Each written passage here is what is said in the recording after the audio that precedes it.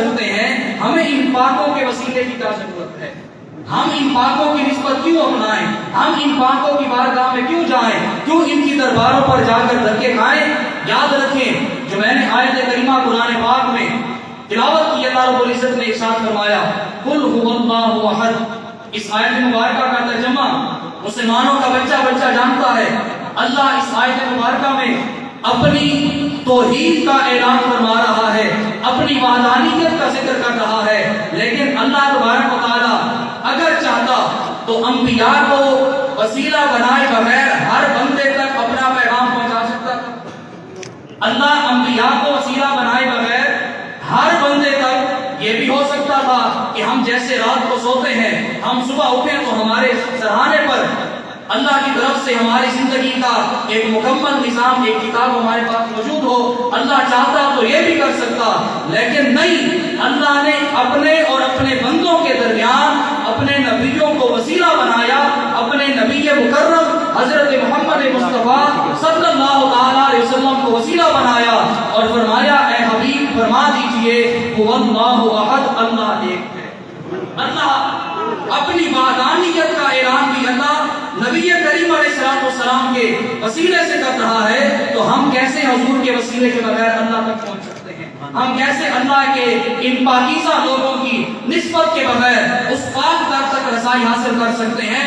जो भी ऐसा करने की कोशिश करता है वो तबाह व बर्बाद होकर जाता है। जिस तरह आला हज़रत फाज़िल बरेलवी रहमतुल्लाह तआला अलैहि ने कहा था, बाखुदा खुदा का यही है दर, बाखुदा खुदा का यही है दर, नहीं और कोई मफर मकर, जो यहाँ से हो वहीं आके हो, जो यहाँ नहीं वो वहाँ नहीं।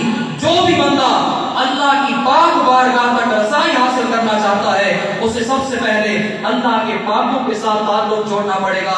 जब इस मकाम तक पहुंच जाएगा, फिर उसे बारगाह रिसालत में कुर्ब हासिल होगा। जब बारगाह रिसालत तक उसकी रसाई हो जाएगी, तो फिर उस बंदे को अल्लाह तबारक व तआला अपना मक़बूल करेगा। और आप अक्सर देखते हैं, नबी करीम अलैहिस्सलाम की जो अंगूठी थी, जो मोहर खत्म नबुव्वत थी, इसके साथ आप जो अपने दौर में अपनी ज़ाहिरी हयात मुबारका में आप खत लिखते थे हुक्मरानों को, बाकी लोगों को, और आप जो उस पर स्टैम्प करते थे, मोहर लगाते थे, उसकी तरतीब हम देखें तो मुहम्मदुर रसूलुल्लाह अगर अरबी के खत के हवाले से देखा जाए तो तरतीब ऊपर से नीचे आनी चाहिए थी। लेकिन नबी करीम अलैहिस्सलाम की उस मोहर मुबारक को देखें, गौर करें तो नीचे मोहम्मद लिखा हुआ है, उसके ऊपर रसूल है, उसके ऊपर अल्लाह लिखा हुआ है।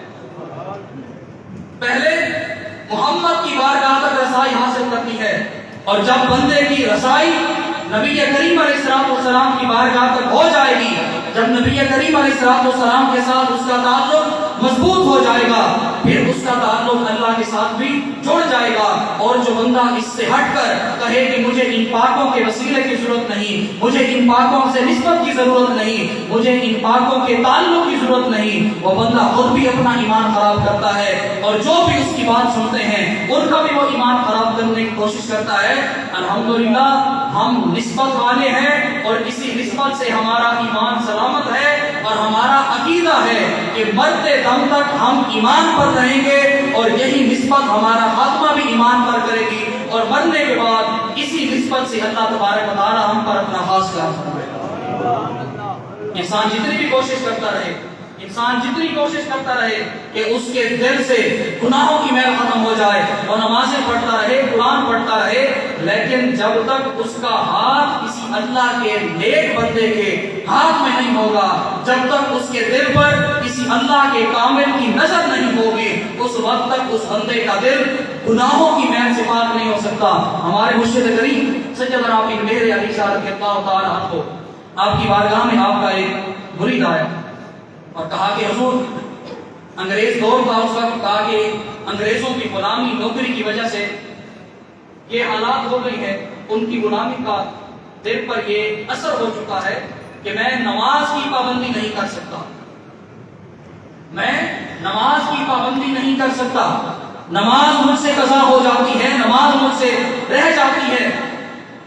सैयदना पीर मेहर अली शाह रज़ियल्लाहु तआला अन्हु आप उस वक्त पानी पी रहे, गाहे करम फरमाते थे कि अल्लाह तबारक व तआला کی نگاہ کے صدقے اس بندے کے دل سے گناہوں کی میل کو ہٹا کر اس کے دل میں اللہ اپنی محبت کا نور پیدا فرما دیتا تھا. اور آپ ہر سال پاک قدر شریف حضرت بابا فرید الدین بیت شکر رحمۃ اللہ تعالیٰ علیہ کے اس پر جاتے تھے تو ایک وہاں کے پیر صاحب تھے, ان کا بڑا اشتیاق تھا کہ میں حضرت کی زیارت کروں, اور ان کے دل میں یہ تصور تھا کہ پیری فقیری میں جو لوگ ہوتے ہیں میلا کچیلا لباس ہوگا, بال بکھرے ہوں گے, نہ کوئی ترتیب نہ کچھ, جس طرح لوگ رکھتے ہیں تصور صوفیوں کے بارے میں, اولیاء کے بارے میں کہ نہ وہ اچھا پہن سکتے ہیں, نہ وہ اچھی رہائش رکھ سکتے ہیں, وہ تو بس ایک عجیب قسم کی مخلوق بنے پھرتے ہیں. ان کے ذہن میں یہ تصور تھا. اور سیدنا پیر مہر علی صاحب اللہ تعالیٰ عنہ کی شخصیت ایسی تھی کہ جب بھی آپ کسی مجلس میں جاتے تھے تو بڑے بڑے لوگ دیکھ کر حیران رہ جاتے تھے کہ یہ رسم ہے. اور جب آپ وہاں پر گئے اور آپ کا شاندار لباس دیکھا, آپ بڑے ہی خوبصورت امامہ پٹا باندھتے تھے دستار, اور آپ کی زلفیں خوبصورت انداز سے آپ نے سجائی ہوئی تھی. اور جب آپ وہاں پر گئے تو انہوں نے دل میں خیال کیا یہ کیسا ہوئی ہے, یہ تو دنیا دار ہے, پیر تھوڑی ہے. آپ نے اسی مجلس میں اس کے دل میں جو خیال آیا, آپ نے وہ خیال پڑھ لیا اور آپ نے اسے فرمایا مجھے ایک بات بتائیں, آپ جب اپنے کسی دنیا دار کے پاس جاتے ہیں, کسی افسر کے پاس جاتے ہیں, آپ کسی محکمے میں ملازمت کرتے ہیں, جب آپ کے افسروں نے آنا ہو یا آپ نے اپنے افسروں سے ملنے کے لیے جانا ہو تو مجھے بتائیں آپ کیسا لباس پہن کر جاتے ہیں, آپ کیسا لباس پہن کر جاتے ہیں؟ انہوں نے کہا کہ ہم اعلیٰ سے اعلیٰ اور اچھے سے اچھا لباس پہن کر جاتے ہیں. آپ نے فرمایا تم دنیا کے افسروں کے پاس آتے ہو اور اچھا لباس پہن کر آتے ہو, یہ سیدنا بابا فرید الدین بیت شکر یہ بھی ہمارے ایک افسر ہیں, اور ہم ان کی بارگاہ میں ایسے ہی آ جائیں, ہم ان کی بارگاہ میں ایسے آ جائیں. تو سیدنا پیر مہر علی شاہ کو اللہ نے یہ بھی کمال عطا فرمایا تھا کہ آپ کی بارگاہ میں جو بھی آتا اور دل میں جو بھی خیال لے کر بیٹھا ہوتا تھا, آپ اس کے اس خیال کو بھی پڑھ لیتے تھے. اور آپ کے اس فرمان سے ہمیں بھی یہ سبق ملتا ہے. آج ہم لوگ نماز پڑھنے کے لیے آ بھی جائیں مسجد میں تو ہم کوشش کرتے ہیں کہ وہ مسجد کی جو ٹوپیاں ہوتی ہیں, عام معمولی ٹوپیاں, وہی پہن کر ہم اللہ کی بارگاہ میں کھڑے ہو جاتے ہیں. اللہ کی بارگاہ میں آئے ہیں تو کوشش کریں اچھے سے اچھی تیاری کر کے, اللہ کی بارگاہ میں نماز پڑھنے کے لیے آئے ہیں اچھے سے اچھی تیاری کر کے آئیں, تاکہ نماز پڑھنے سے آپ کے دل میں اللہ کی محبت کا اثر بھی پیدا ہو, اور اللہ تبارک و تعالیٰ ہمیں نماز کے فوائد بھی عطا فرمائے, اور اللہ کریم ہم سب کو نبی کریم علیہ الصلوۃ والسلام کی محبت اور اولیاء کرام کا فیضان نصیب فرمائے. وآخر دعوانا الحمدللہ رب العالمین.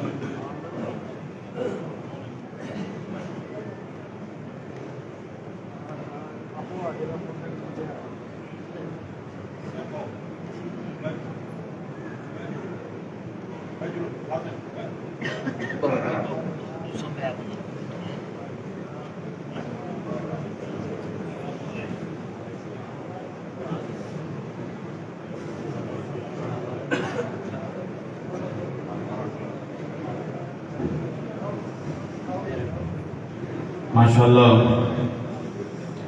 جن کا انتظار تھا وہ واسطے تشریف لا چکی ہیں.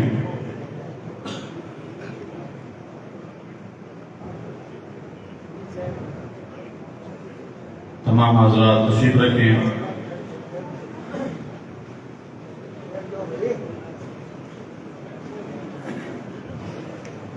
ماشاءاللہ جن کی آپ زیارت کر رہے ہیں یہ وہ ہستی ہیں کہ جن کی صحبت سے ہزاروں قادیانی, سینکڑوں ہزاروں قادیانی قادیانیت اور مرزائیت پر بے شمار لعنت بھیج کر توبہ طائب ہو کر دار اسلام میں داخل ہو گئے.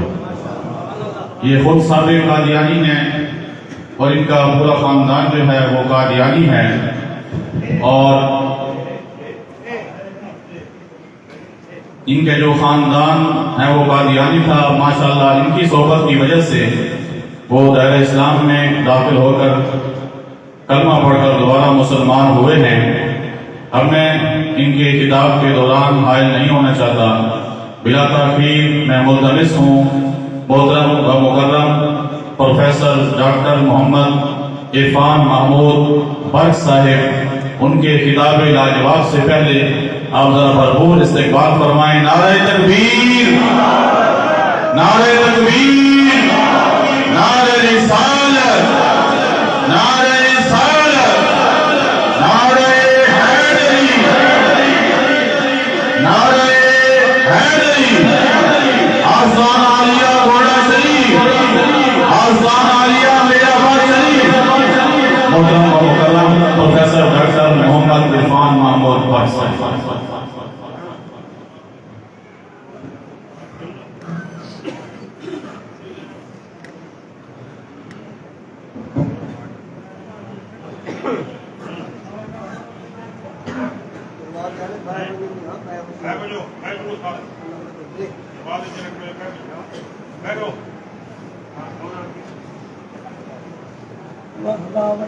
انتہائی محبت سے برکت کے لیے درود پاک پڑھیں.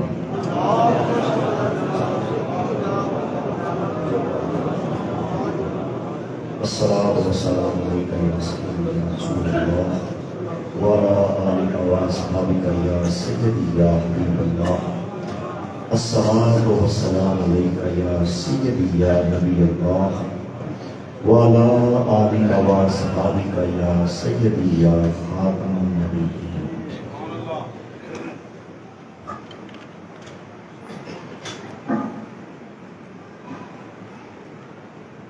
نحمدہ و نصلی علی رسولہ الکریم. اما بعد فاعوذ باللہ من الشیطان الرجیم. بسم اللہ الرحمن الرحیم.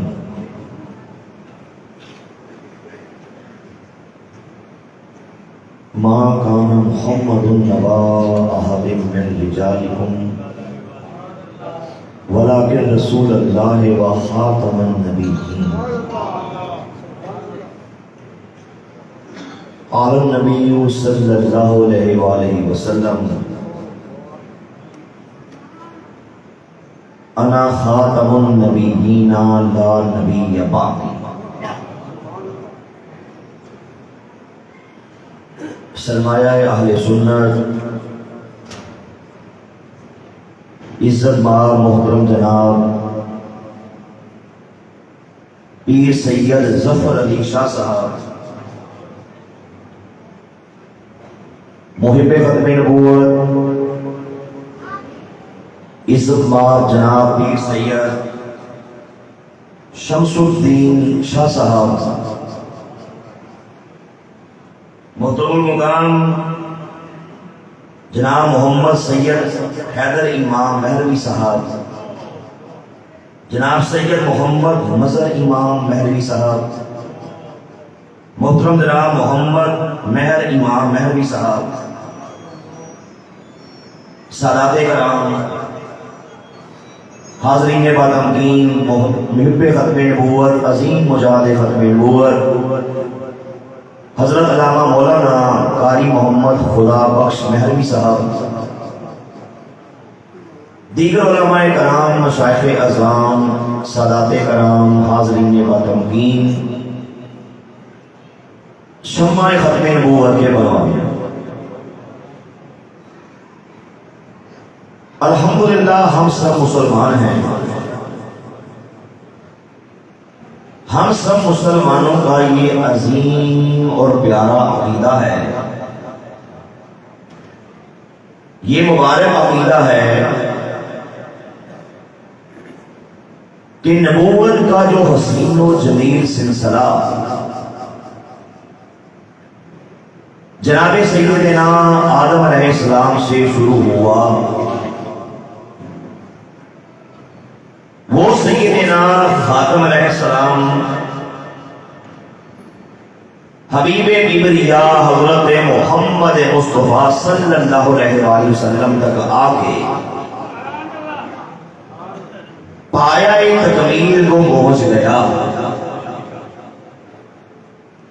الحمدللہ ہم سب مسلمانوں کا یہ عظیم اور پیارا عقیدہ ہے کہ ہمارے پیارے آقا صلی اللہ علیہ وآلہ وسلم آپ خاتم النبیین ہیں.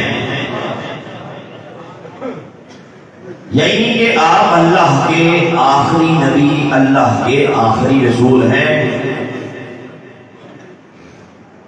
الحمدللہ ہم سب مسلمانوں کا یہ عظیم عقیدہ ہے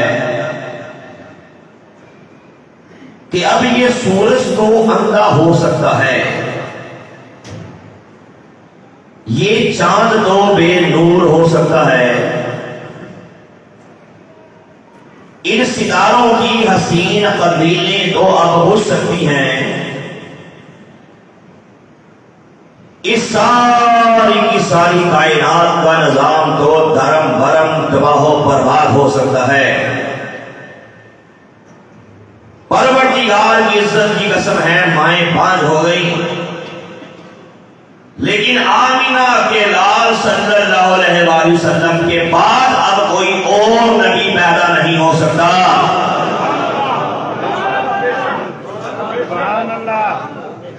الحمدللہ ہم سب مسلمانوں کا یہ عظیم اور پیارا عقیدہ ہے کہ دین اسلام مکمل ہو چکا، ہمارے کریم آقا صلی اللہ علیہ وآلہ وسلم نے قیامت تک آنے والے آخری انسان تک کے جتنے بھی اس دنیا کے اندر ان کو مسائل کا سامنا کرنا پڑ سکتا تھا، کریم آقا صلی اللہ علیہ وآلہ وسلم ایک ایک مسئلے کا حل بتا کے دنیا سے پردہ فرما گئے۔ اس کائنات کے جس ذرے کا رب ہمارا اللہ ہے، اسی ذرے کے نبی ہمارے کریم آقا صلی اللہ علیہ وآلہ وسلم ہیں۔ الحمدللہ ہم سب مسلمانوں کا یہ عظیم اور پیارا عقیدہ ہے کہ اگر کوئی ہمارے کریم آقا صلی اللہ علیہ وآلہ وسلم کے بعد نبوت کا دعویٰ کرے، رسالت کا دعویٰ کرے، یا اس قسم کی حرزہ سرائی کرے کہ نعوذ باللہ اب قیامت تک کے لیے اور بھی نبی دنیا میں آتے رہیں گے، یا نعوذ باللہ یہ کہے کہ نبوت کا سلسلہ جاری ہے، اللہ چاہے تو نعوذ باللہ کروڑوں محمد اور بھی پیدا کر دے۔ پروردگار کی عزت کی قسم ہے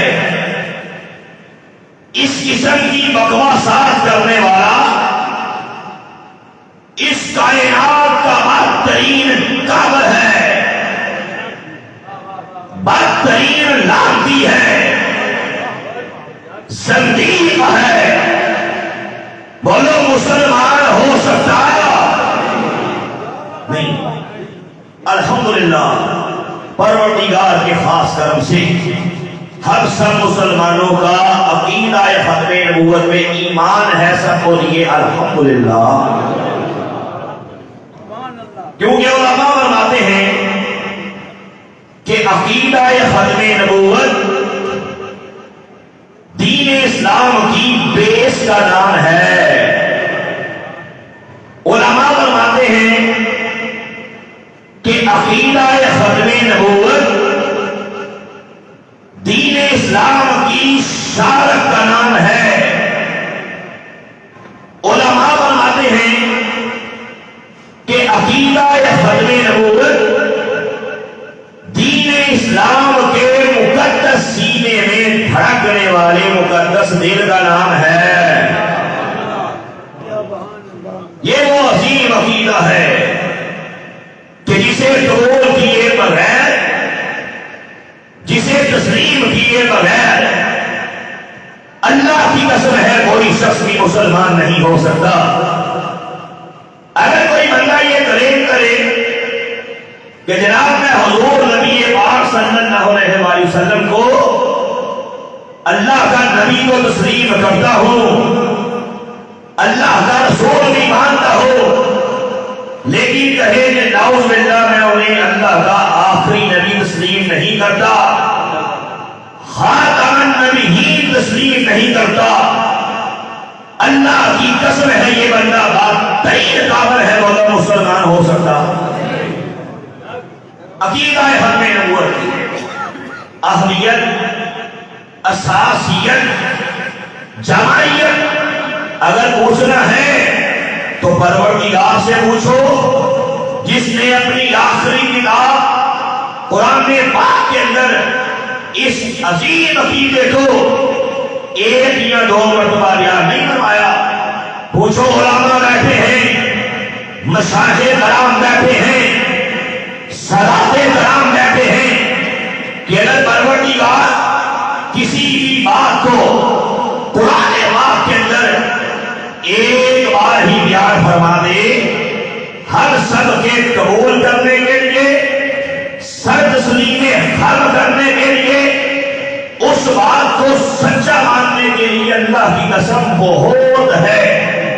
قرآن چاہیے، عقیدہ ختم نبوت میں، اور خود میرے پروردگار کے ہاں آپ عقیدہ ختم نبوت کی اہمیت کا ذرا اندازہ کرنا کہ میرے پروردگار نے اپنی آخری کتاب قرآن پاک کے اندر عقیدہ ختم نبوت کو 100 سے بھی زیادہ مرتبہ ارشاد فرمایا ہے۔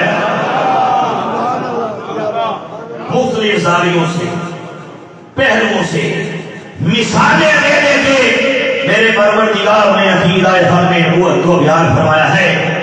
یہ وہ عظیم عقیدہ ہے، اس کی اہمیت کا اگر پوچھنا چاہتے ہیں تو آؤ اپنے پیارے آقا صلی اللہ علیہ وسلم سے پوچھتے ہیں جنہوں نے عقیدہ ختم نبوت کو اپنی مبارکہ حدیث کے اندر ایک یا دو مرتبہ بیان نہیں فرمایا، 5، 10، 15، 20، 50 بار بھی بیان نہیں فرمایا۔ قرآن چاہیے عقیدہ ختم نبوت پہ کہ ہر سب کے پیارے آقا صلی اللہ علیہ وسلم نے اپنی مبارک حدیث کے اندر عقیدہ ختم نبوت کو 210 مرتبہ ارشاد فرمایا ہے۔ مختلف زاویوں سے، پہلوؤں سے ہم سب کے پیارے آقا صلی اللہ علیہ وسلم نے عقیدہ ختم نبوت کو بیان فرمایا ہے۔ عقیدہ ختم نبوت کی اہمیت کا پوچھنا چاہتے ہیں تو چلو چل کے میرے کریم آقا صلی اللہ علیہ وسلم کے اس فرمان عالی شان کو سامنے رکھتے ہوئے اس عقیدے کی اہمیت کو جانتے ہیں کہ ایک بہت بڑا کذاب، ایک بہت بڑا دجال، ایک بہت بڑا لعنتی جس نے سب سے پہلے جھوٹی نبوت کے پھاٹک کو کھولا تھا، یمن کا باشندہ تھا، جس کا نام اسود عنسی تھا۔ یہ وہ کمینہ تھا جس نے کریم آقا صلی اللہ علیہ وسلم کی عزت پہ حملہ کرتے ہوئے، ناموس پہ حملہ کرتے ہوئے، ختم نبوت کے تاج و تخت میں حملہ کرتے ہوئے یہ حرزہ سرائی کی تھی کہ نعوذ باللہ اللہ نے مجھے محمد کے بعد نبی بنا کے بھیج دیا ہے۔ تو جانتے ہیں کہ ہمارے کریم آقا صلی اللہ علیہ وسلم نے کیا ارشاد فرمایا؟ آپ نے اپنے صحابی حضرت فیروز دیرمی کو بلایا اور ارشاد فرمایا، اے فیروز دیرمی، یہ نہیں ہو سکتا کہ مجھ محمد کی نبوت کے ہوتے ہوئے، مجھ محمد کی ختم نبوت کے ہوتے ہوئے کوئی اٹھے نبوت کا دعویٰ کرے۔ فرمایا نہیں، اور محمد کی ہے، محمد کی حمیت اس بات کو برداشت نہیں کر سکتی۔ اے فیروز دیرمی، ایک لمحے کی تاخیر کیے بغیر فرمایا یمن چلا جا اور جا کے اس دعوی نبوت کرنے والے کے ٹکڑے ٹکڑے کر کے جہنم حاصل کر۔ پتہ لگ گیا کہ اسلامک اسٹیٹ کے چیف جسٹس ہم سب کے پیارے آقا اسلامک اسٹیٹ کے سربراہ حبیب کبریا حضرت محمد مصطفیٰ صلی اللہ علیہ وسلم کا یہ فیصلہ آ گیا کہ جب بھی کوئی کمینہ، جب بھی کوئی قذاب، جب بھی کوئی دجال، جب بھی کوئی لعنتی ہمارے کریم آقا صلی اللہ علیہ وسلم کی عزت پہ حملہ کرے گا، ناموس پہ حملہ کرے گا، ختم نبوت کے تاج و تخت پہ حملہ کرے گا، آقا کا فرمان قیامت تک کے لیے آخری اس انسان کے لیے ہے جو خود کو مسلمان کہتا ہے کہ ایسا بندہ اسے زندہ رہنے کا حق دیا جا سکتا بولو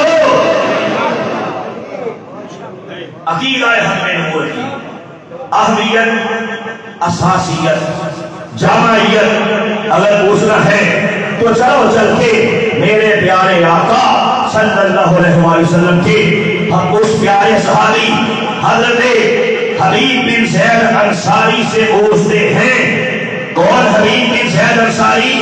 جو پہلا شہید ختم نبوت ہے۔ کون حبیب بن زید انصاری؟ جس نے مسلمان کذاب کے سامنے، وہ مسلمان کذاب جس نے کریم آقا صلی اللہ علیہ وسلم کی عزت پہ حملہ کیا تھا، ختم نبوت پہ حملہ کیا تھا، اور یہ بکواس کی تھی کہ نعوذ باللہ اللہ نے مجھ مسلمان کو نعوذ باللہ محمد کے بعد نبی بنا کے بھیجا ہے۔ تو میرے کریم آقا کے اس پیارے صحابی نے اس لعنتی کے سامنے کلمہ حق بلند کیا تھا۔ اس مردود نے مسلمان کذاب نے سیدنا حبیب بن زید انصاری کو گرفتار کر لیا، اپنے سامنے پیش کیا، پوچھا اے حبیب بن زید انصاری کو جو کرنا، یہ تو بتا محمد کے بارے میں تیرا کیا خیال ہے؟ آپ نے ارشاد فرمایا میرے آقا ہیں، میرے مولا ہیں، میرے نبی ہیں، اور خاتم النبیین ہیں۔ اس نے کہا نعوذ باللہ نہیں، اللہ نے محمد کے بعد مجھے بھی نبی بنا کے بھیجا ہے۔ بکواس کی، مجھے بھی نبی مان لے۔ آپ نے ارشاد فرمایا پوچھو علماء کہتے ہیں روایت کے الفاظ ہیں۔ آپ نے فرمایا اور تیری بک سننے کے لیے، تیری بکواس سننے کے لیے میرے پاس پانی نہیں۔ کہا اچھا میری نبوت کا انکار کرتا ہے، میں دیکھتا ہوں تو مجھے نبی کیسے نہیں مانتا۔ تلوار نیام سے نکالی، میرے آقا کے اس پیارے صحابی کا ہائے ہائے ایک بازو ہی کا ڈالا، کہا دیکھ ابھی بھی جانے دوں گا، ابھی بھی چھوڑ دوں گا، مجھ مسلمان کو اللہ کا نبی مان لے۔ آپ نے فرمایا تو کذاب ہے، تو دجال ہے، تو جھوٹا ہے، تو کافر ہے، تجھے نبی نہیں مان سکتا۔ ہائے ہائے اسی تلوار سے دوسرا بازو بھی کاٹ ڈالا، کہا دیکھ ابھی بھی جانے دوں گا، مجھ مسلمان کو اللہ کا نبی مان لے۔ ارشاد فرمایا تیری بکواس سننے کے لیے میرے پاس پانی نہیں ہے۔ ہائے ہائے اس کے بعد ایک وجہ، اس کے بعد ایک ٹانگ کو کاٹا، پھر دوسری ٹانگ کو کاٹا، ہائے ہائے پھر کان کاٹے، پھر ناک کاٹا، پھر زبان نکال کے کاٹ ڈالی، پھر آنکھیں بھی نکال دی۔ ہائے ہائے اس کے بعد وجہ کرنا سر تن سے اور جدا کر دیا، جسم کے ٹکڑے ٹکڑے کر دیے۔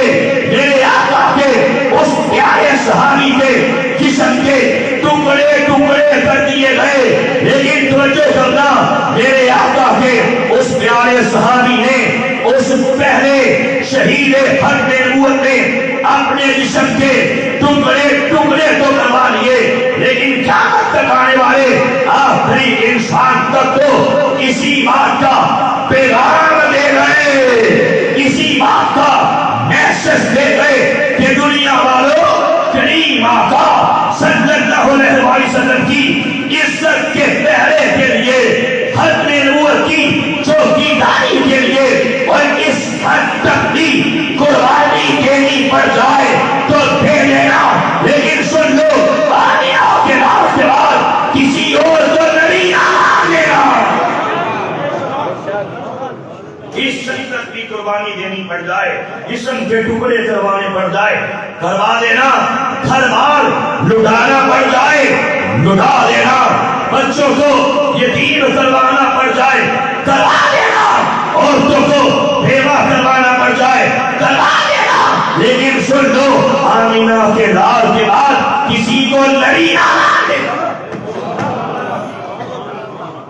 عقیدہ ختم نبوت، اہمیت، اساسیت، جماعیت اگر پوچھنا چاہتے ہو تو یار غار سے پوچھو، یار مزار سے پوچھو، سیدنا صدیق اکبر سے پوچھو کہ مسلمان کذاب کے خلاف جہاد کرنے کے لیے جب لشکر کو تیار کیا جا رہا تھا تو بعض صحابہ نے مشورہ دیتے ہوئے کہا کہ حضرت ابھی مدینہ پاک نوخیز ریاست ہے، نئی نئی اسٹیٹ ہے، ابھی اور بھی بہت سے فتنے ہیں، کا فتنہ ہے، منافقین کا فتنہ ہے، دیگر فتنے ہیں، پہلے ان سے نمٹ لیتے ہیں، ختم نبوت کا معاملہ، مسلمہ کذاب سے جنگ کرنے کا معاملہ اسے بعد میں دیکھیں گے۔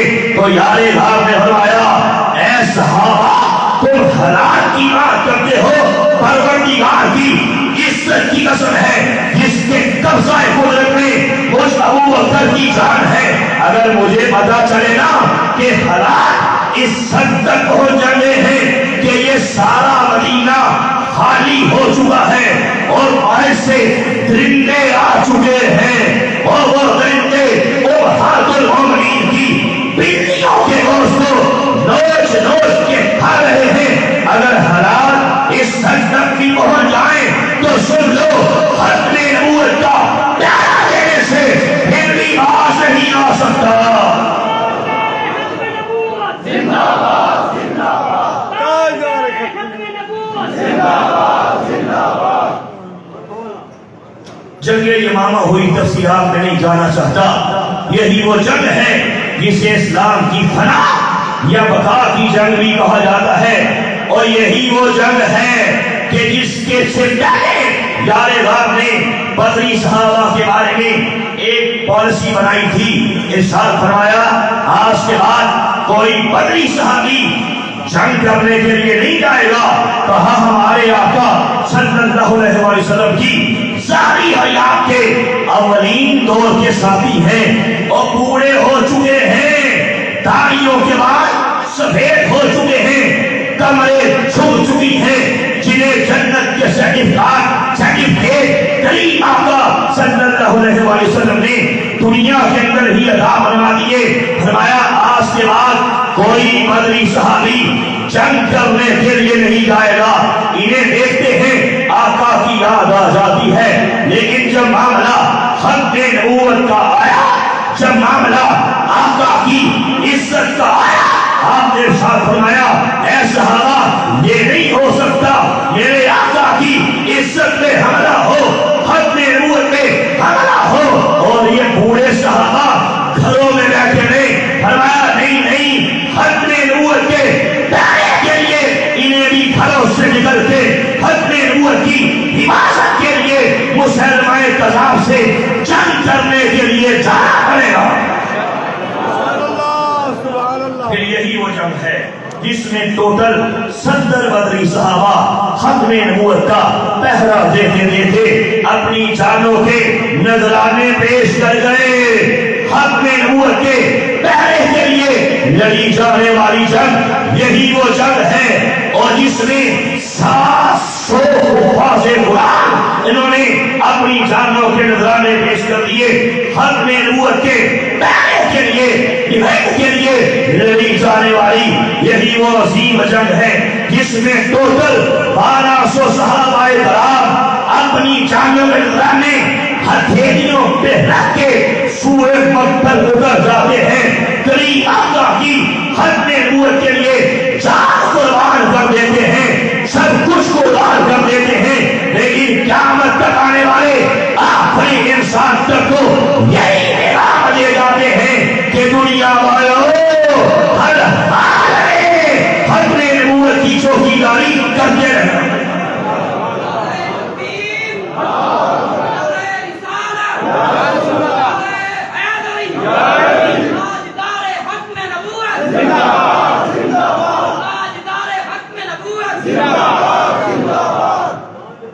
سے اپنے قابرین کی تاریخ کا مطالعہ کیجئے کہ ہمارے بڑوں نے کیسے کیسے خون کی ندیوں کو عبور کر کے ختم نبوت کے چمنستان میں اپنا خون جگر دیا ہے۔ آپ اسلام کی تاریخ کا مطالعہ کر کے دیکھیں کہ ختم نبوت کے پہلے کے لیے ہمارے بڑوں نے، ہمارے بابرین نے کیا کیا قربانیاں دی ہیں، اور ختم نبوت کی اہمیت کا، ختم نبوت کی جماعیت کا، ختم نبوت کی اساسیت کا اگر پوچھنا ہے تو چلو چل کے تاجدار گولڈا سے پوچھتے ہیں، اور جنہوں نے اپنی ساری زندگی ختم نبوت کے پہلے کے لیے بسر کر دی۔ جب مدینہ شریف گئے تھے، جوانی کا عالم ہے، کریم آقا صلی اللہ علیہ وسلم کی خواب میں زیارت ہوئی۔ آقا نے فرمایا اور مہر علی شاہ ہندوستان کے اندر مرزا قادیانی قضا میری احادیث کو تعلیم کی کینچی سے گزر رہا ہے، میرے دین کے ٹکڑے ٹکڑے کر رہا ہے، تو یہاں بیٹھا ہے، میری ختم نبوت کے پہلے کے لیے ہندوستان واپس چلا جا اور جا کے ختم نبوت کا پہلا دے۔ کس کے حکم سے؟ کریم آقا صلی اللہ علیہ وسلم کے حکم سے۔ پتہ یہ نہیں لگا، علماء بیٹھے ہیں، ایک نکتہ دینا چاہتا ہوں کہ کریم آقا صلی اللہ علیہ وسلم کا گنبد خضرا ہو، آپ کے ساتھ قربت ہو، اور مدینہ شریف حاضری ہو، مدینہ شریف میں قیام ہو کہ جو جگہ ساری کائنات سے بھی ہمارا عقیدہ ہے کہ جس جگہ پہ کریم آقا صلی اللہ علیہ وسلم آرام فرمان ہیں، اور وہ جگہ خانہ کعبہ سے بھی اعلیٰ ہے، اور وہ جگہ عرش معلیٰ سے بھی اعلیٰ ہے، وہ جگہ ساری کائنات سے اعلیٰ ہے، اور وہ جگہ جہاں 70,000 فرشتے جو آتے ہیں، 70,000 فرشتے شام کو آتے ہیں، درود و سلام کے نذرانے پیش کرتے ہیں، اور حدیث میں آتا ہے جو فرشتہ ایک بار آ جائے اس کی دوبارہ قیامت تک کے لیے باری نہیں آتی، اور وہ جگہ جو جنت ہے، اور وہ جگہ جس کی مٹی میری شفا ہے، ساری کائنات سے اعلیٰ جگہ ہے، اور ایک مسلمان کے ایمان کی معراج ہے، اس کی آنکھیں ہو کریم آقا صلی اللہ علیہ وسلم کا گنبد خضرا ہو، یہ اس کے ایمان کی معراج ہے۔ آقا کیا بنا رہے ہیں؟ اور مہر علی شاہ میری مسجد نبوی شریف اس کو بھی چھوڑ ایک نماز پڑھے گا 50,000 کا ثواب ملے گا، اور میری قربت ہے، کتنی فضیلت ہے، کتنی شانیں ہیں، میرا شہر ہے جس کی مٹی میری سوا ہے، کائنات کی سب سے اعلیٰ جگہ ہے، اس کو چھوڑ کے مدینہ شریف سے ہجرت کر کے ہندوستان واپس چلا جا، میری ختم نبوت کا پہلا دے بنانا گیا، ختم نبوت کی چوکی داری کرنا، ختم نبوت کا پہلا لینا مسجد نبوی شریف میں، اور نماز پڑھنے سے بھی اعلیٰ ہے، بنا لگا ختم نبوت کا پہلا لینا، آقا کا حکم آ گیا، ختم نبوت کی چوکی داری کرنا دین کی پیش ہے، دین کی بنیاد ہے، دین کے جتنے بھی کام ہیں، جتنی بھی نیکیاں ہیں، سب نیکیوں کا سردار ختم نبوت کے تحفظ کا کام کر۔ آقا صلی اللہ علیہ وسلم کے حکم سے تاجدار گولڈا برس بھی آتے ہیں، ختم نبوت کی اہمیت کا پوچھنا ہے تو آپ سے پوچھو، قادیان کی گندی نالی کے کنڈے کیے گستاخ رسول مرزا قادیانی قذاب کو مناظرے کا چیلنج دیتے ہیں۔ میں تفصیلات میں نہیں جانا چاہتا، علامہ قاری خدا بخش صاحب سے آپ سنتے رہتے ہیں، یہ سلام کہتے ہیں، تفصیل آپ سنتے رہتے ہیں، جب دین آ پہنچا اور لمحے آ گئے اور ٹائم آ گیا، تاجدار گولڈا جی کو سارے مقام پہ بھی کر کے بڑے بڑے علماء نے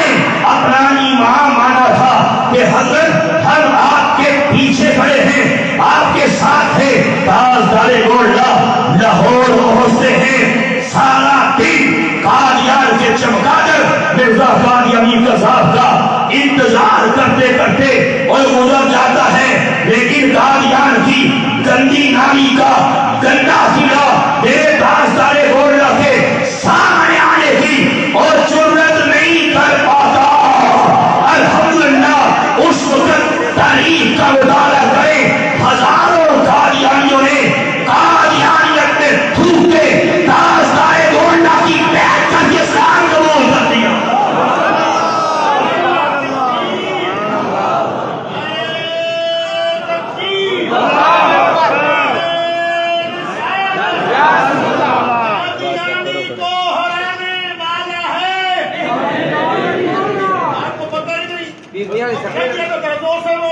قادیانی کو ہرانے والا ہے، قادیانی کو ہرانے والا ہے، قلم چلتا چلانے والا ہے۔ تکبیر،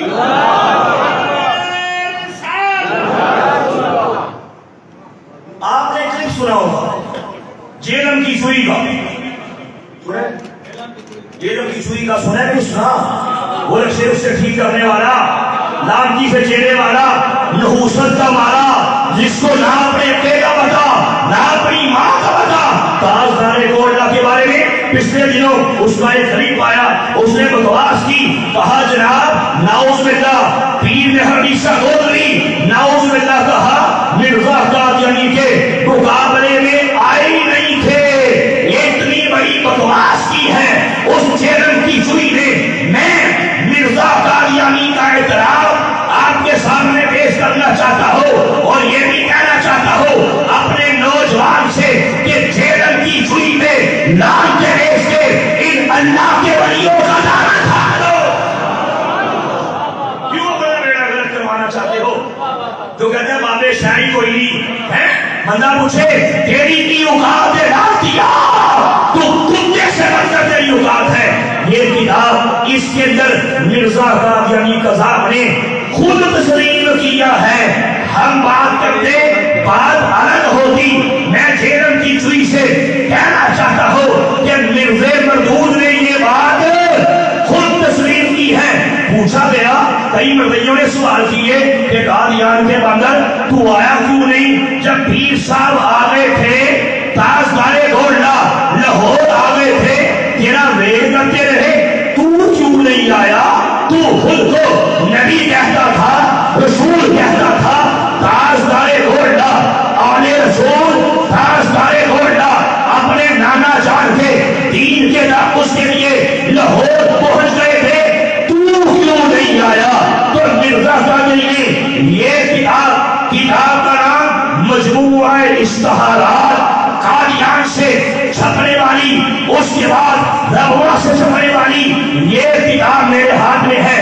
کہنے والا، بکواس کرنے والا، لکھنے والا مرزا قادیانی قذاب ہے، اور اگلی بات مرزا قادیانی کی یہ ساری کتابیں بشمول یہ کتاب بھی ان کی آفیشل ویب سائٹ الاسلام.org پہ موجود ہے۔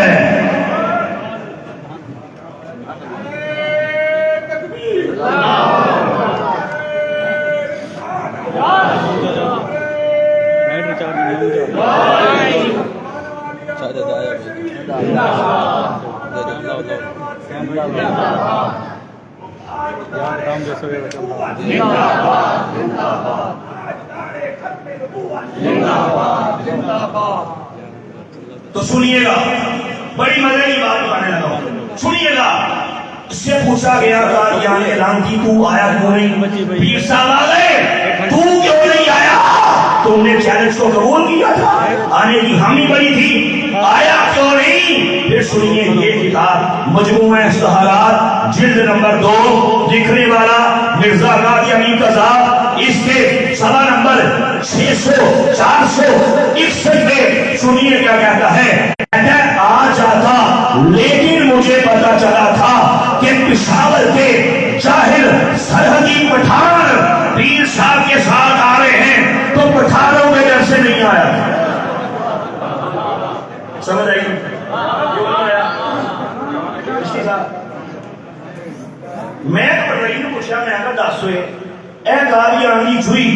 نہ اللہ کو ڈر دے سکتا مرزا قادیانی نہ اس کو اللہ کا ہو نہ اللہ کے حبیب کا ہو نہ اللہ کے ولیوں کا ہو یہ پٹھانوں سے بڑا ڈرتا تھا میں تو وجہ تو سوئی حکمت کی اب تو آپ سمجھو تو کیا کہتا ہے جی کہ میں اگر وہ یقین نہیں یہاں پر خان صاحب ہے نا اس کو ہم سرور پیش کرتے کہ تمہارے ڈر سے آئے ہی نہیں کہتا پٹھان آئے تھے حضرت اس لیے آئے ہی نہیں تو مجھے بتا مرزا قادیانی خود تسلیم کر رہا ہے کہ پٹھانوں کے ڈر سے میں نہیں آیا اور جیل کی چوری کہتی ہے پیر صاحب نہیں آئے اچھا جب مرزا قادیانی یہ دیکھا نا میری تو بڑی تذلیل ہو گئی اس وجہ سے پہلے نہیں تھی لوگ جوتے مار رہے ہیں لان تان پیش کر رہے ہیں گالیاں دے رہے ہیں کیوں نہیں آیا اس نے کیا کیا سنیے تو بڑی اہم بات ہے شوشہ چھوڑا اپنا ایک مرضی قبلہ پیر صاحب کے مقابلے پہنچا پوچھو علامہ مشائخ بیٹھے ہیں اس نے آ کے قبلہ پیر صاحب کا اس نے آ کے قبلہ پیر صاحب کا پیغام دیا کیا پیغام دیا کہا جناب اس مرضی نے مرزا قادیانی کا پیغام قبلہ پیر صاحب کو آ کے دیا کیا پیغام دیا کہا جناب میرے مرزے نے کہا ہے اس کا کہنا ہے چلو مناظرہ نہیں میں نہیں آیا تو نہ صحیح لیکن ایک کام کر لیتے ہیں پتہ لگ جائے گا سچا کون ہے پتہ لگ جائے گا جھوٹا کون ہے ایک کام کرتے ہیں سورہ فاتحہ کی تفسیر آپ بھی لکھیے سورہ فاتحہ کی تفسیر میں بھی لکھوں گا جس کی تفسیر اچھی ہوئی جس کی تفسیر عمدہ ہوئی جس کی تفسیر اعلیٰ ہوئی وہ سچا دوسرا جھوٹا تو تاجدار گولڈ نے اس کا فرمایا اور قادیانی نہیں ایسے نہیں بلکہ جا جا کے مرزا قادیانی قذاب کو میرا پیغام دے دے اور مرزا قادیانی قذاب ایسے نہیں بلکہ آ جاؤ ایسے کرتے ہیں ایک کاغذ کے اوپر قلم تو رکھ لے ایک کاغذ کے اوپر قلم میں رکھتا ہو اور جس کا قلم خود اٹھے لکھنا شروع کر دے وہ سچا دوسرا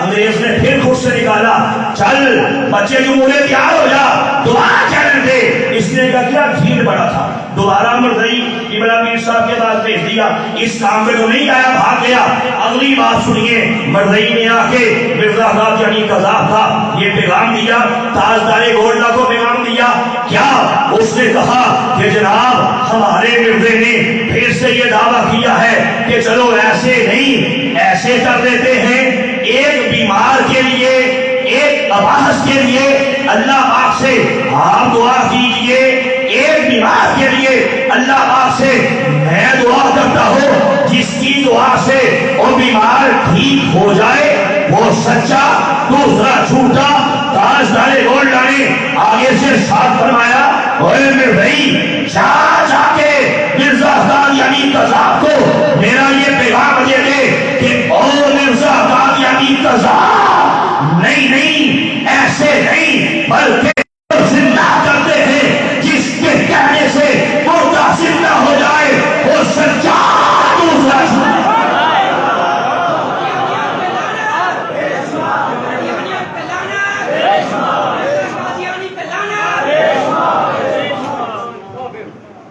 پھر نہیں آیا قادیان کی چوری تھا نا پھر کھوڑ میں گھس گیا نہیں آیا پیر صاحب نے یہاں تک کہا تھا آجا لاہور کی بادشاہی مسجد کے ایک مینار پہ تو کھڑا ہو جا صاحب کے مقابلے میں نہیں آیا درس کے پیر صاحب نے ساری زندگی قادیانیت کے خلاف جہاد کیا ساری زندگی مرزا قادیانی قذاب کی مرمت کی مجمت کی آپ کی تاریخی کتاب تاریخ ساز تصویر شیخ چشتیائی جس کا جواب قادیانی آج تک نہیں دے پائے اور انشاءاللہ قیامت تک بھی بڑی دیر آئیں گے.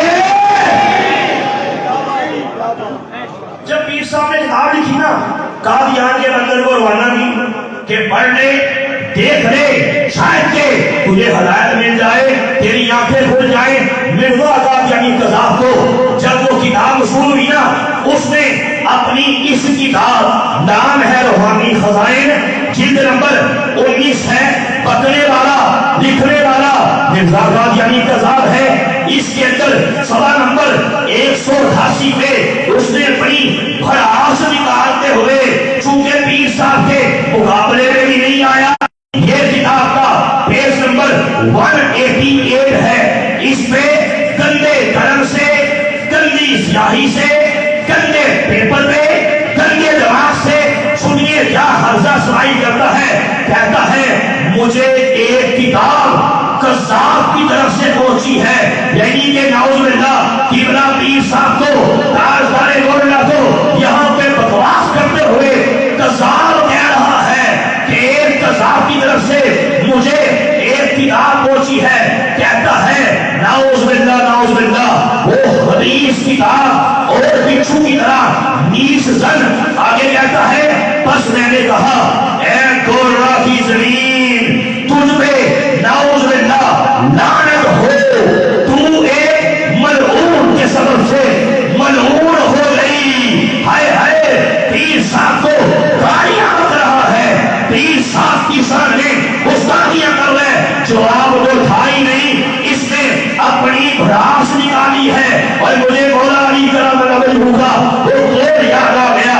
آپ نے فرمایا اگر کوئی دشمن کی چیخ اسلام کے دشمن کی چیخ تیرے بارے میں اگر نکل جاتی ہے نا وہ اس بات کا اعتراف کر لیتا ہے کہ یہ میرے لیے بڑا سخت ہے یہ میرے خلاف بڑا کام کرتا ہے ہمارا تیرے ایمان کی تصدیق ہو جاتی ہے. دشمن قادیان کا نام تھی قبلہ پیر صاحب کو گالیاں بک رہے. پتا چلا پیر صاحب نے اس کی دم پہ اچھا خاصا نام رکھا تھا اور جس کا جواب قادیانی آج تک بھی دے پائے. بولو میں نے کہا ڈھیر بڑا تھا. اس نے کیا کام کیا ایک بات پھیلا دی. اس نے کہا کہ نعوذ باللہ جو جیٹ کا مہینہ آئے گا نا اس بار اس سال جو جیٹ کا مہینہ آئے گا نا نعوذ باللہ پیر مہر عشرہ گولری مر جائے گا. کہا میرے مقابلے میں بڑے بڑے دشمن آئے وہ مر گئے. اس سال جو جیٹ کا مہینہ آئے گا نعوذ باللہ مہر عشرہ گولری مر جائے گا. پیر صاحب کا ایک سادہ مریض آپ کے پاس آیا. کہا پیر صاحب قادیان کے چمگادڑ نے یہ دعویٰ کیا ہے اس سال جیٹ کا مہینہ آئے گا تو نعوذ باللہ آپ مر جائیں گے. پیر صاحب کی زبان سے پھر بڑی نکلا انجیٹ بن جیٹ. جیٹ جیٹ سے بدلا گیا. قریب کرو علماء بیٹھے مشاہد صاحب بیٹھے پوچھو جیٹ کا مہینہ آیا قادیان کا بندر جہنم واصل ہو گیا. میں نہیں مروں گا جیٹ کا مہینہ آئے گا کون مرے گا مر گیا. جیٹ کے مہینے میں مرا. قبلہ پیر صاحب کی پیشن ہوئی سچ ہوئی ہمارا جیٹ میں مل جائے گا. اور پتہ ہے مرا کیسے میرا شاہ صاحب یوٹیوب پہ پورا پروگرام ہے جس کی صاحب جانتے ہیں حضرت صاحب علامہ صاحب جانتے ہیں.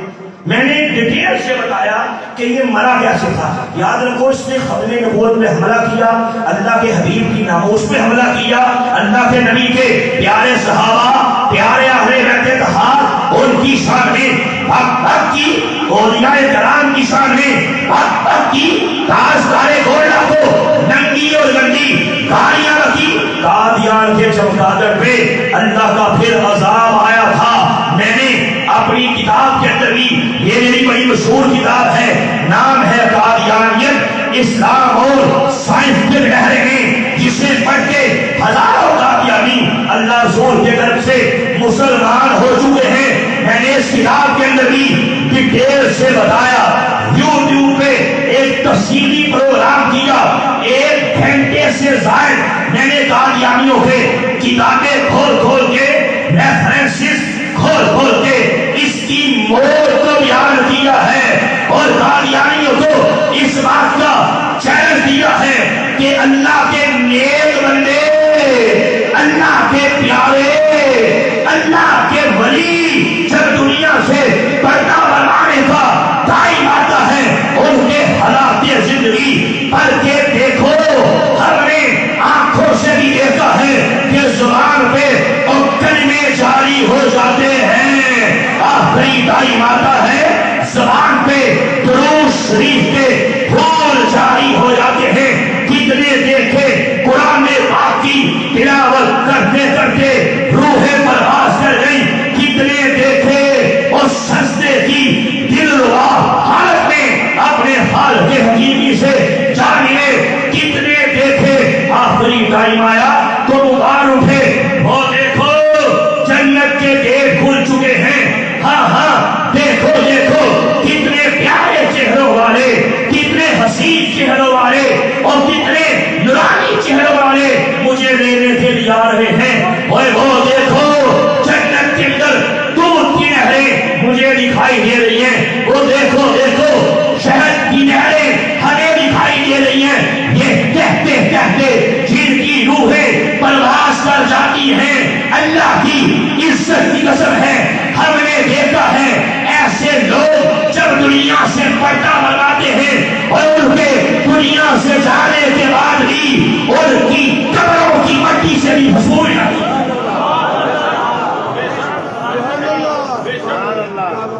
میرا شبہ ایسا ہی ہے. قادیانیوں سے کہنا چاہتا ہوں کہ مرزا قادیانی قذاب کی بات اس کے بہت بڑے جھوٹے ہونے کی دلیل ہے. میں نے ڈیٹیل سے بتایا، تفصیلات میں نہیں جانا چاہتا کہ کیسے اس کو ڈبل وبائی ہیضہ ہوا تھا، کیسے مرنے سے پہلے اس کے منہ سے بھی اس کے نیچے سے بھی مسلسل غلاظت میں نکلنا شروع کر دیا. آخر کار اپنی غلاظت کے ڈھیر پہ گر کے کتے سے بھی بری موت مر گیا. پہنچی وہیں پہ خاک جہاں کا خمیر تھا. مرنے کے بعد کئی گھنٹے آن دی ریکارڈ میں نے ریفرنس سے پیش کیا. اس کے منہ سے نیچے سے دونوں راستوں سے مسلسل غلاظت نکلتی رہی. قادیانیوں نے کیا کیا؟ روئی کے گولے بنا بنا کے کبھی منہ میں ٹھونستے کبھی نیچے ٹھونستے. اللہ کا عذاب تھا. کیسے رکتا؟ نکال دیتا. آن دی ریکارڈ ہے. پہلے سے بڑے شاہ گولے کبھی منہ میں ڈالتے کبھی نیچے ٹھونستے. اللہ کا عذاب تھا. کیسے رکتا؟ پڑاخ کر کے نکال دیتا. یہاں تک کہ جھاڑو مار مار کے پانی کے پائپ لگا لگا کے اس خنزیر کو دھویا گیا. بعد میں پلاسٹک کی شیٹوں میں رول کر کے ایک تابوت کے نیچے توڑی کی ڈیر لگا کے اوپر اس خنزیر کو رکھ کے اوپر سے پھر توڑی کی ڈیر لگا کے تابوت کو لو کر کے، چونکہ مرا لاہور تھا تو لاہور کے ریلوے اسٹیشن کے پلیٹ فارم نمبر 5 سے اس کے کتے وجود کو ریلوے نے بک کیا. بک کرنے کے بعد مجریہ مالواڑی کے اس کے کتے وجود کو قادیان لے جا کے دفن کیا گیا. اور جب یہ مرا، ایک اللہ کے ولی حضرت میاں شیر محمد شرف پوری رحمت اللہ تعالی نے اس کی قبر پہ مراقبہ کیا. لوگوں نے پوچھا حضرت آپ اللہ کے ولی ہیں، قبر میں کیا دیکھا؟ تو سنو اللہ کے ولی کیا فرماتے ہیں. میاں صاحب فرماتے ہیں لوگوں سنو، جب میں نے کشف کی نگاہ قبر کے اندر ڈالی، فرمایا مجھے قبر میں ایک بولا کتا دکھائی دیا، ایک پاگل کتا دکھائی دیا. اپنی قبر میں گھوم رہا تھا، چیخ رہا تھا، چلا رہا تھا. فرمایا لوگوں سنو، میرے پروردگار نے اسے قبر میں لے جا کے فرمایا کتا بنا دیا. ایسا ہی ایسے حدیثوں کا انجام ہوتا ہے جو اللہ اس کے رسول کی، اللہ کے نیک بندوں کی عزت میں حملے کرے. اللہ نہیں چھوڑتا، عبرت کا نشان بنا دیتا ہے. میں کہنا چاہتا ہوں چیف جسٹس سے، میں کہنا چاہتا ہوں قاضی فائز عیسیٰ سے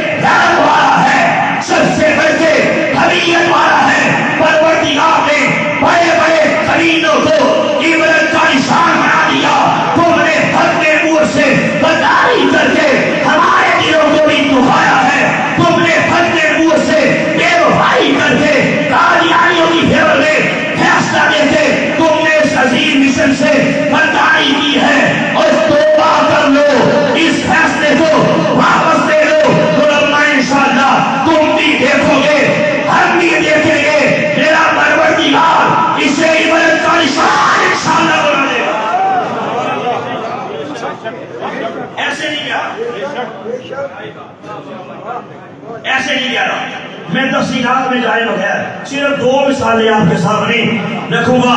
یوں تو انشاءاللہ میری پوری کتاب اس موضوع پہ آ رہی ہے کہ جنہوں نے ختم نبوت کے کام سے غداری کی ہے پروردگار نے کیسے کیسے عبادت کا نشان بنا دیے, کیسے کتے سے بدتر میرے پروردگار نے ان کا حال کر دیا. سن 53 کی ختم نبوت کی تحریک چلتی ہے, میرے بڑے بیٹھے ہیں, میرے بزرگ بیٹھے ہیں, سادات بیٹھے ہیں, علماء بیٹھے ہیں, ان سے پوچھ کے دیکھو کہ سن 53 کی ختم نبوت کی تحریک جس کا مطالبہ تھا قادیانیوں کو پاکستان کے اندر کافر قرار دیا جائے, مطالبہ تھا ظفر اللہ خان قادیانی جسے پاکستان کا پہلا وزیر خارجہ بنایا گیا برطرف کیا جائے, نکالا جائے. خواجہ ناظم الدین کی حکومت تھی, اس لعنتی نے مسلمانوں پہ ظلم کے پہاڑ توڑ دیے. ہائے ہائے ماشاءاللہ نافذ کر دیا گیا اور یہ کہا گیا جو ختم نبوت کی بات کرے, ختم نبوت کا نعرہ لگائے اسے گولیوں سے بھون ڈالا جائے. ختم نبوت کا نعرہ لگانے پہ ہائے ہائے گولیوں کا آرڈر کر دیا. لیکن مجھے بتا ختم نبوت سے اور محبت کرنے والے کیا پیچھے ہٹ گئے؟ آسمان کی بوڑھی آنکھ نے پھر یہ منظر دیکھا ہے کہ ہائے ہائے دریائے راوی کے پانی کو ختم نبوت کے مجاہدین کے مقدس خون سے رنگین کیا گیا. ہائے ہائے دریائے راوی کے پانی کو سرخ کیا گیا. لاہور کی کالی سڑکوں کو ختم نبوت کے مجاہدین کے مقدس خون سے رنگین کیا گیا. صرف لاہور میں 10,000 مسلمانوں کو شہید کر دیا گیا. ماؤں نے اپنے گھبرو جوان بیٹے اپنے آقا کی عزت کے لیے قربان کر دیے. بھائیوں نے اپنے پیارے بھائی آمینہ کے لال کی ختم نبوت کے لیے قربان کر دیے. گھر بار لٹا دیا لیکن ختم نبوت کا پہرا دیتے رہے. اس حوالے سے صرف ایک واقعہ بیان کرنا چاہتا ہوں کہ یہ تمہاری بھول ہے اگر تم یہ سوچتے ہو کہ تم نے ختم نبوت سے غداری کر کے اسلام کے خلاف ختم نبوت کے خلاف فیصلہ لے کے ہم چپ ہو گئے ہیں. ہم چپ ہونے والے نہیں ہیں. انشاءاللہ اس دن تک یہ تحریک جاری رہے گی جب تک سپریم کورٹ کا یہ مردود انسان اپنا فیصلہ واپس نہیں لے لیتا. اور میں کہنا چاہتا ہوں ختم نبوت کی اور محبت تمہارا باپ بھی ہمارے سینوں سے نہیں نکال سکتا. اور آنکھوں کو کھول کے ملاحظہ کیجئے, کانوں کو سماعت کے نظر کیجئے کہ اس وقت کیا ہوا تھا. صرف ایک واقعہ بیان کروں گا. ایک نوجوان ہے جس کی ماں کہتی ہے جا بیٹا آج ٹائم آیا ہے میرے آقا کی ختم نبوت میں قربان ہو جا تاکہ روزے قیامت آقا کے سامنے ہاتھ جوڑ کے عرض کر سکو یا اللہ کے حبیب, اللہ کے حبیب سے عرض کرو میرا ایک بیٹا تھا آپ کی ناموس کے لیے ختم نبوت کے لیے قربان کر دیا اور میرے کئی بیٹے ہوتے وہ بھی آپ کی ختم نبوت کے لیے قربان کر دے. میں بھی سر اٹھا کے میں بھی یہ کہنے والی بنوں گی کہ میں نے ختم نبوت کا اس طریقے سے کام کیا تھا, اپنا بیٹا ختم نبوت کے لیے پیش کیا تھا. میرا بھی سر فخر سے بلند ہو جائے گا. فرما بردار بیٹا لاہور کے مار روڈ پہ آتا ہے اور سامنے جلوس ہے, ایک طرف آرمی کے لوگ کھڑے ہیں, وہ نوجوان سینہ تان کے دونوں ہاتھوں کو بلند کر کے نعرہ لگاتا ہے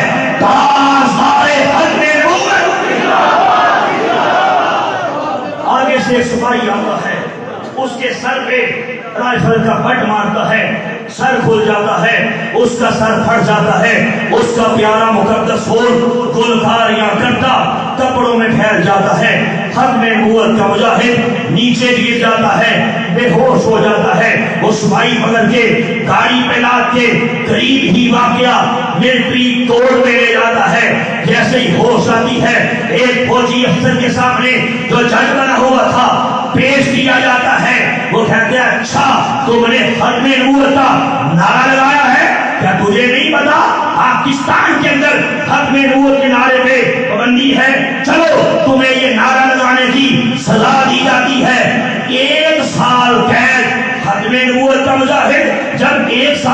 سنتا ہے اسی کمرے میں ہاتھ کھڑے کر کے پھر سے نعرہ لگاتا ہے تاجدار ختم نبوت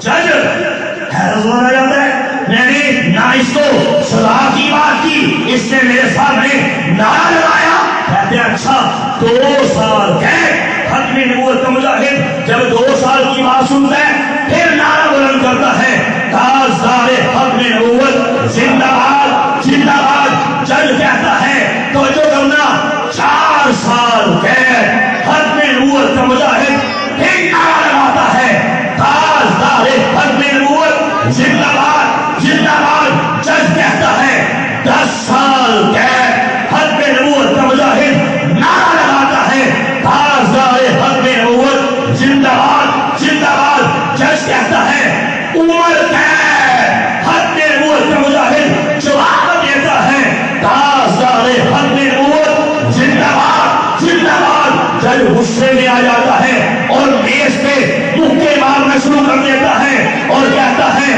اسے علی اس کمرے سے باہر لے جا کے گولی مار دو شوٹ کر دو ختم نبوت کا مجاہد جب گولی کی بات سنتا ہے اس پہ ایک وجد کی کیفیت طاری ہو جاتی ہے رقص کرتے ہوئے گھومنا شروع کر دیتا ہے ہاتھوں کو بلند کرتے ہوئے پھر صدا دیتا ہے اے میرے آقا کے گنبد خضرا کی طرف جانے والی ہوا میرے آقا کو میرا آخری سلام کہنا اور کہنا کہ مکتب میں آپ کا غلام کہہ رہا تھا تاجدار ختم نبوت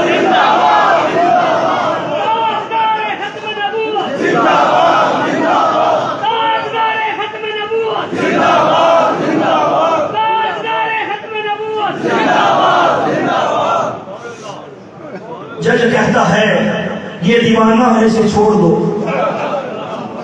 آؤ اپنے کریم آقا صلی اللہ علیہ وسلم کی ختم نبوت کے لیے ہم بھی ایسی ہی دیوانگی مانگے کہ یا بارے الہ یا رسول اللہ ہمیں اپنی ختم نبوت کے لیے قبول فرما لیجئے ہمارے سینوں میں آپ کی محبت کے سوا اور ہے ہی کیا ختم نبوت کی محبت کے سوا اور ہے ہی کیا انشاءاللہ جب ختم نبوت کی محبت سینے میں آئے گی ختم نبوت کا کام کریں گے انشاءاللہ بیڑا پار ہو جائے گا ایک اور چھوٹا سا واقعہ لوہے افزا پہ آگے آس کرتا چلوں کہ ختم نبوت کے لیے ہمارے بڑوں نے کیسے کیسے قربانیاں دی ہیں 80 سال کا بوڑھا شاہ صاحب 80 سال کا بوڑھا دادا ہے اس کے کاندھے پہ اس کا 5 سال کا پوتا ہے ننھا سا بچہ ہے دونوں ماں روڈ پہ آتے ہیں وہ بوڑھا یعنی کہ دادا نعرہ لگاتا ہے توجہ تاجدار ختم نبوت ننھا سا بچہ اپنی توتلی آواز میں کہتا ہے زندہ باد زندہ باد آسمان کی بوڑھی آنکھ نے پھر یہ منظر بھی دیکھا ہے کہ 2 گولیاں آتی ہیں ایک بوڑھے کے سینے کو چیر کے نکل جاتی ہے دوسری اس کے 5 سال کے ننھے سے پوتے کو چیر کے نکل جاتی ہے دونوں زمین پہ گر جاتے ہیں جام شہادت نوش کر جاتے ہیں لیکن قیامت تک آنے والے آخری انسان تک کو اسی بات کا پیغام دے جاتے ہیں کہ دنیا والوں آمینہ کے لال کی عزت کے لیے ناموس کے لیے ختم نبوت کے لیے اگر قربانی دینی پڑ جائے نہ 80 سال کا بوڑھا پیچھے رہتا ہے نہ 5 سال کا بچہ پیچھے رہتا ہے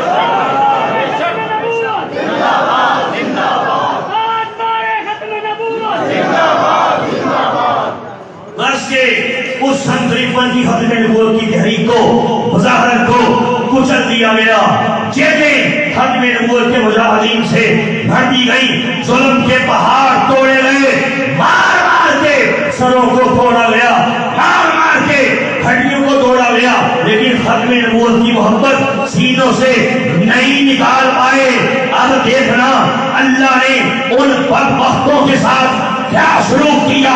جنہوں نے ختم نبوت کے مجاہدین پہ اتنے ظلم کیے تھے، ان میں ایک نام سکندر مرزا کا تھا۔ سکندر مرزا کون تھا؟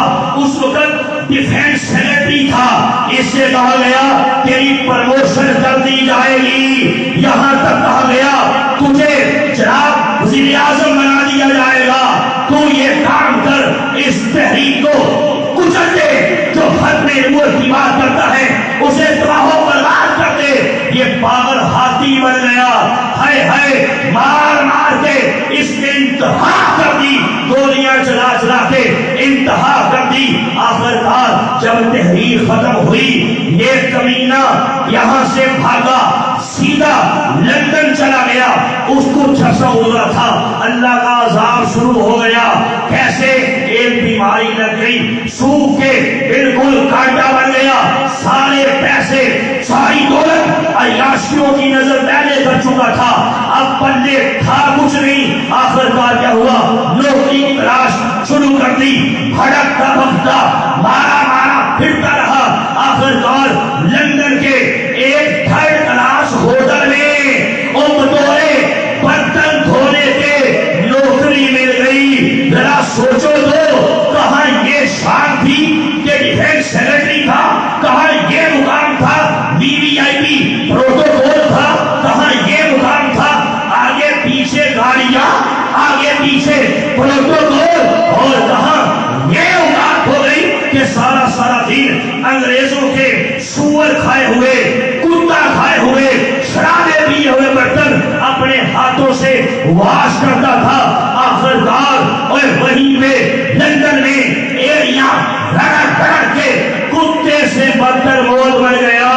مرتے ٹائم اس کے منہ سے بھی بلازت جاری تھی، نیچے سے بھی جاری تھی۔ آخرکار کیا ہوا؟ میں اس پہ ایک چھوٹی سی بات آپ کے سامنے پیش کرنا چاہتا ہوں۔ جب یہ ڈیفینس سیکرٹری تھا، اس نے ایک بار پریس کانفرنس کی تھی، اس میں کہا تھا کہ میرا جی کرتا ہے، میرا دل کرتا ہے، جو ملا، جو پیر ختم نبوت کی بات کرتا ہے، میں ان سب کی دعوت کروں، ایک بہت بڑے شپ میں، بحری جہاز میں انہیں بٹھاؤ، ظاہری طور پہ طرح طرح کے کھانے کھلاؤ، طرح طرح کے مشروبات پلاؤ۔ جب وہ بحری جہاز سمندر کے گہرے پانیوں میں پہنچے، میں اسے غرق کر کے سارے ملا مار دو، سارے مولوی مار دو، ختم نبوت کی بات کرنے والے سب کو غرق کر دو، سب کو ڈبا دو۔ جب اس نے یہ بات کی تھی، فیصلہ آباد کے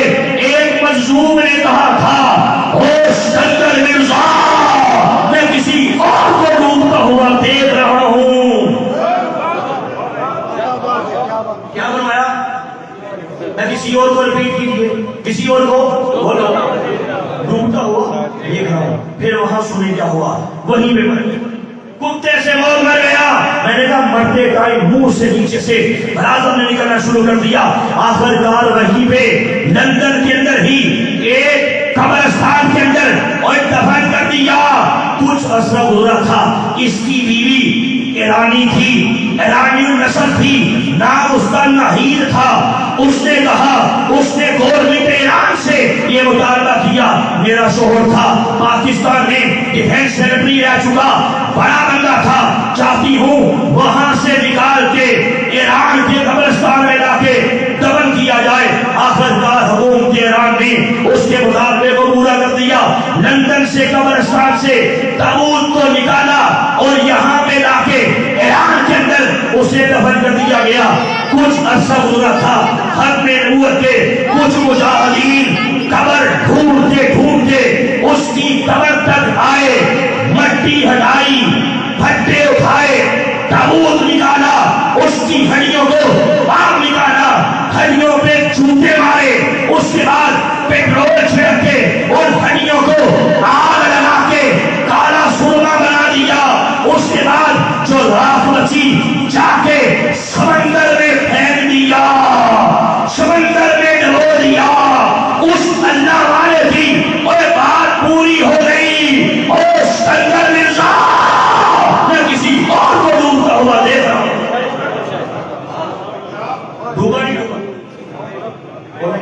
دوسرا نام تھا غلام محمد.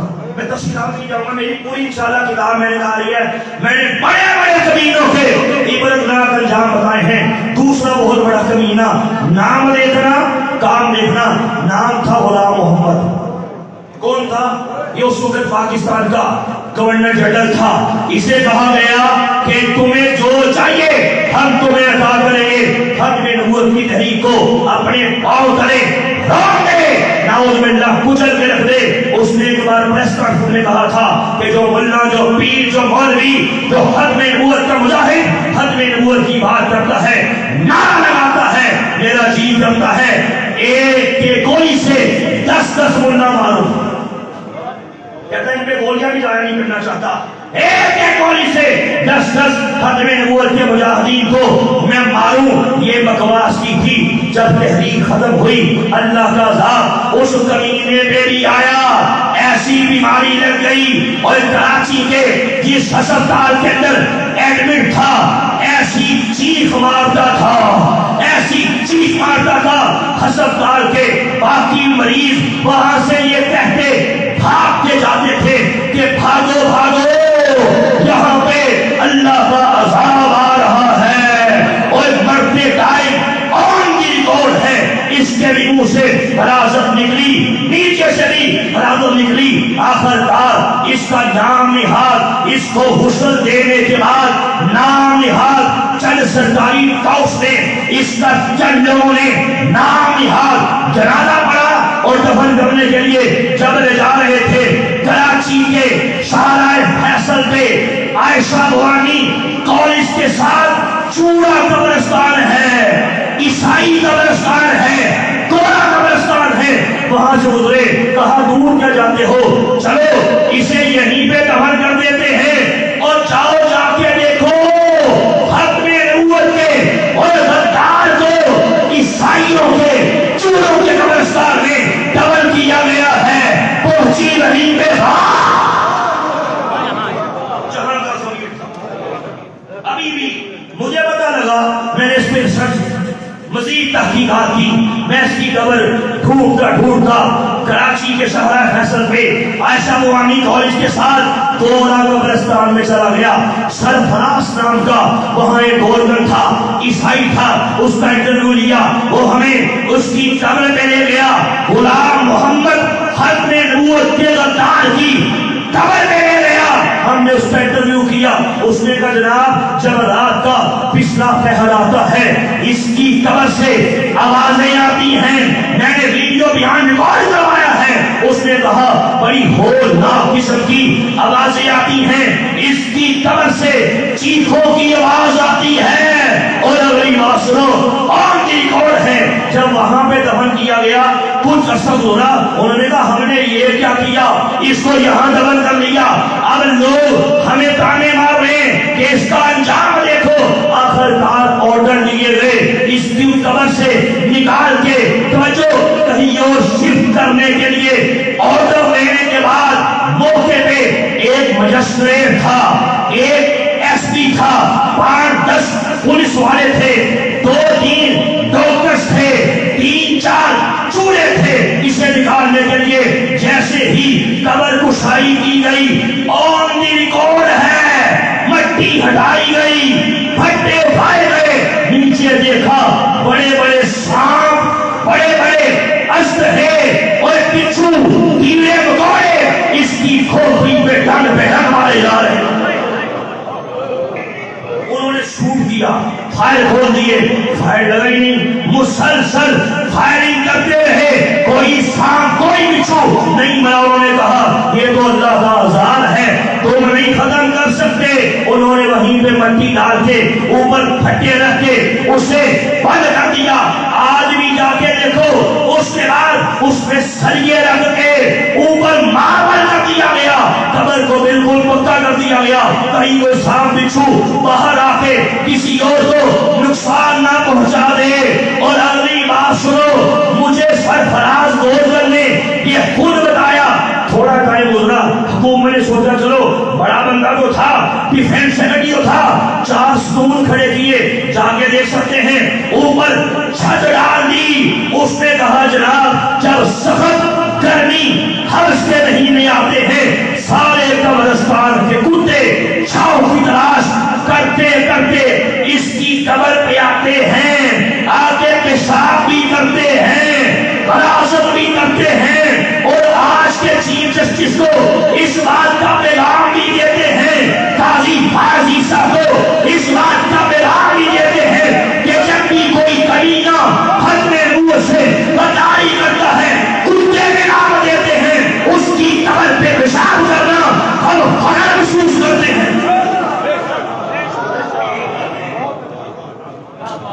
اللہ نہیں چھوڑتا، یہ بات پکی ہے، میں کیا دینا چاہتا ہوں، سیدھی بات ہے، ہمیں کسی کا ڈر نہیں ہے، ہم گولڈا شریف کے الحمدللہ ماننے والے ہیں، اپنے بڑوں کے ماننے والے ہیں، ان کا باپ بھی ہمارے سینے سے ختم نبوت کی محبت وہ لوگ ختم کر سکتا نہیں۔ انشاءاللہ پاکستان کی ریس کرنے میں ہے، پاکستان کی بنیاد کرنے میں ہے، میرے کریم آقا صلی اللہ علیہ وسلم کے نام پاکستان کی اور مصری ہے، یہ ملک میرے آقا کے نام ہے، اسے حاصل کرنے کے لیے ہمارے بڑوں نے خون کی ندیوں کو موڑ دیا ہے، پاکستان نے ختم نبوت قوانین کو بنوانے کے لیے ہمارے بڑوں نے قربانیاں دی ہیں، ہمارے بوڑھوں نے لاٹھیاں کھائی ہیں، اور ہمارے بابری نے بڑی بڑی قربانیاں دی ہیں۔ اب کسی کے باپ کی بھی ضرورت نہیں ہے، پاکستان نے ختم نبوت کے قوانین کو ختم کر دے، بولو ہم ایسا ہونے دے سکتے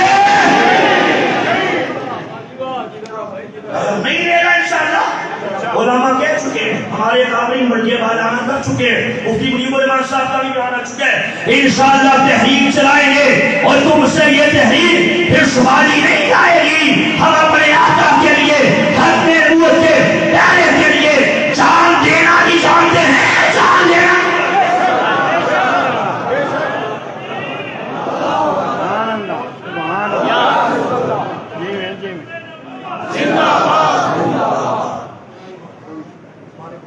بات کو چھوڑ کرتا ہوں، صرف آپ احباب کے لیے میرا پیغام یہ ہے، مجھے بالخصوص یہ بھی کہا گیا تھا علامہ صاحب کی طرف سے، مولانا قاری خدا بخش رحیم صاحب کی طرف سے کہ اپنے تعلق کے بارے میں بھی چند جملے ارشاد فرمائیے گا۔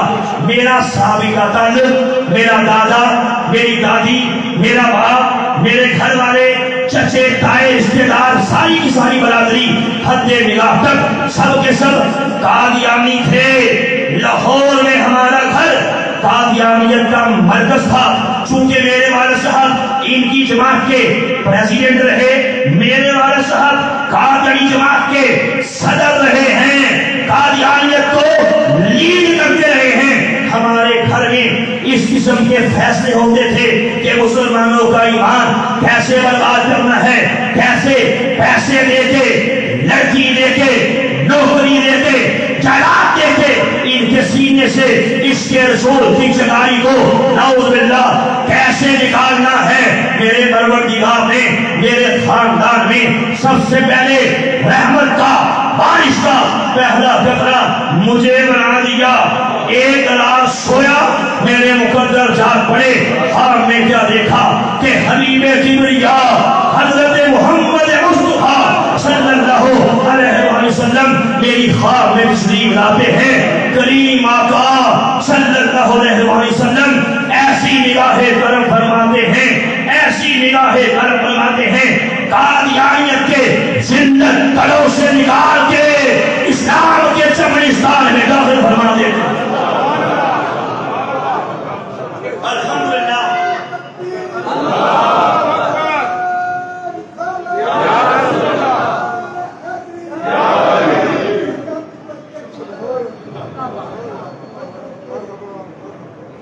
الگ موضوع ہے، ڈیٹیل میں نہیں جانا چاہتا۔ ریاکشن ہوتا ہے، کیا ہوتا ہے؟ گھر والے مارتے ہیں۔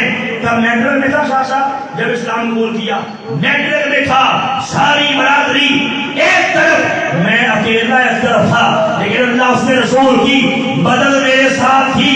کیا ہوتا ہے؟ مارا جاتا ہے، گھر سے نکالا جاتا ہے، مینٹلی ٹارچر کیے جاتے ہیں، دوبارہ میں نہیں کرنے کے لیے بڑی بڑی لالچیں دی جاتی ہیں، جان سے مارنے کی دھمکیاں دی جاتی ہیں۔ ہیں، لیکن میں نے اپنی برادری سے ایک ہی بات کہی تھی کہ کانوں کے پردے کھول کے سن لینا، اور مجھے مسلمان کسی عام انسان نے نہیں کیا، مجھے مسلمان کسی عام شخصیت نے نہیں کیا، مجھے مسلمان حبیب کبریا حضرت محمد مصطفیٰ صلی اللہ علیہ وآلہ وسلم نے کیا ہے۔ اور میرے وجود کے ٹکڑے ٹکڑے بھی کر دو گے، انشاءاللہ تمہیں ہر ٹکڑے سے یہی آواز آئے گی، تاجدار ختم نبوت صلی اللہ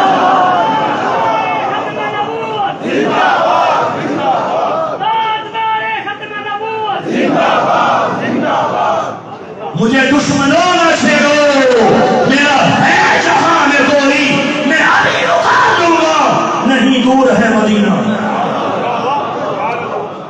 الحمدللہ تاجدار گولڈا فرمایا کرتے تھے جو بندہ ختم نبوت کے تحفظ کا کام کرتا ہے اس کی پشت میں حضور صدر کائنات صلی اللہ علیہ وآلہ وسلم کا اور مبارک ہاتھ ہوتا ہے۔ پروردگار کی عزت کی قسم ہے، کریم آقا صلی اللہ علیہ وآلہ وسلم کے مبارک ہاتھ کو ڈھیل کیا ہے۔ زندگی کے اندر بڑے نشیب و خراب بھی آئے، لیکن ان میں ہائے پروردگار کا کرم رہا، اور میرے کریم آقا کی نگاہ کرم رہی کہ میری برادری کے لوگ جتنے مظالم کے پہاڑ توڑتے، میرا ایمان شہید بنتے اور مزید بلندیوں پہ پہنچتا جاتا۔